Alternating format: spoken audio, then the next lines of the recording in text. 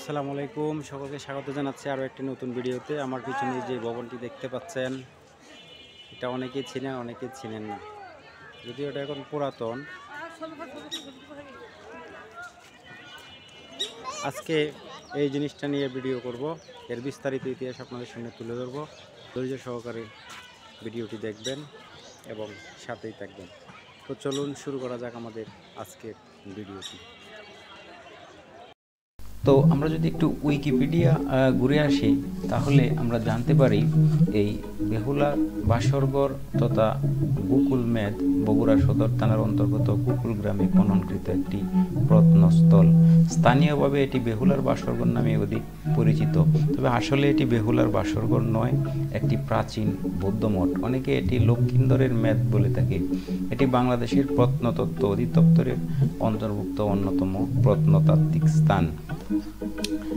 বাংলাদেশের প্রত্নতত্ত্ব অধিদপ্তরের মতে আনুমানিক খ্রিস্টাব্দ 7ম শতাব্দী থেকে 1200 শতাব্দীর মধ্যে এটা নির্মিত হয়। বলা হয়ে থাকে এখানে বেহুলার বাসর হয়েছিল, যা সেন যুগের অনেক পূর্বের ঘটনা। তবে বর্তমান গবেষকদের মতে এই কীর্তিস্তম্ভ 809 থেকে 847 খ্রিস্টাব্দে দেবপাল নির্মিত একটি বৌদ্ধ মঠ। এখানে বহু গর্তযুক্ত একটি ছোট প্রস্তর খণ্ডের সঙ্গে ষাঁড়ের প্রতিকৃতির একটি স্বর্ণপত্র পাওয়া গিয়েছিল। এ থেকে ধারণা করা হয় এটি একটি বর্গাকৃতির শিব মন্দির ছিল। বিখ্যাত পর্যটক ইবনে বতুতা এবং হিউয়েন সাং তাদের ভ্রমণ কাহিনীতে এটাকে বৌদ্ধ মঠ রূপে উল্লেখ করেছিলেন বলে জানা যায়। আবার কোনো কোনো ঐতিহাসিক গ্রন্থে এই মেদকে একটি পর্যবেক্ষণ কেন্দ্র রূপে উল্লেখ করা হয়েছে।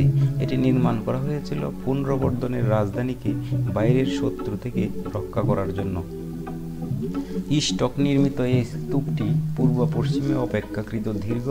এখানে ত্রিকোণ বিশিষ্ট 172টি কক্ষ আছে। এই কক্ষগুলোতে দেখতে অনেকটা অস্বাভাবিক এবং এলোমেলো নির্মাণ শৈলী এর বোধগম্যতাকে আরও দুর্বোধ্য করে তোলে। এই স্তূপটি বাসরঘর নয়। এই স্তূপটির পশ্চিম অংশে আছে বাসরঘরের প্রবাদ স্মৃতিচিহ্ন। পূর্ব অংশে রয়েছে 24 কোণ বিশিষ্ট চৌবাচ্চা সদৃশ একটি স্নানাগার। উক্ত স্নানাগারের মধ্যে ছিল 8 ফুট গভীর একটি কূপ। কূপটিতে বেহুলা লক্ষিন্দর মধুনিশি যাপনের পর কূপের জলে স্নান করে তাতে শুদ্ধতা লাভ করতে সক্ষম হতেন। এখন আপনাদেরকে জানাবো এই বেহুলার বাসরঘর দেখতে আপনারা কিভাবে আসবেন। সারা বাংলাদেশের যে কোনো প্রান্ত থেকে আপনাদের আসতে হবে বগুড়া, এবং বগুড়া শহর থেকে খুব কাছেই এই বেহুলার। সারা বাংলাদেশ থেকে আপনারা সহজেই চলে আসতে পারবেন বগুড়া জেলায়, কারণ বগুড়া থেকে সারা বাংলাদেশের যোগাযোগ ব্যবস্থা ভালো। ট্রেন, বাস যুগে আপনারা চলে আসতে পারেন, এবং বগুড়া থেকে খুব কাছেই এই বেহুলার বাসরঘর স্থানটি অবস্থিত।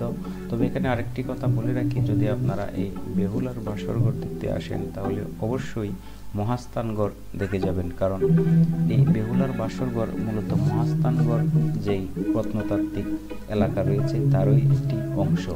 এর 2 কিলোমিটার পাশে মহাস্থানগড়। তো বগুড়া নিয়ে আর ডিটেলস কিছু বলবো না, যেহেতু বগুড়া একটি পরিচিত জায়গা, আপনারা সহজেই চলে আসতে পারবেন। তো কেমন লাগলো বেহুলার বাসরঘর নিয়ে এই ভিডিওটি তা অবশ্যই কমেন্ট করে জানাবেন। তাছাড়া ভালো লাগলে লাইক করতে পারেন, শেয়ার করতে পারেন, এবং ইউটিউব থেকে দেখে থাকলে চ্যানেলটি সাবস্ক্রাইব করে রাখতে পারেন। ধন্যবাদ সকলকে। আজকের মতো বিদায় নিচ্ছি। আল্লাহ হাফিজ।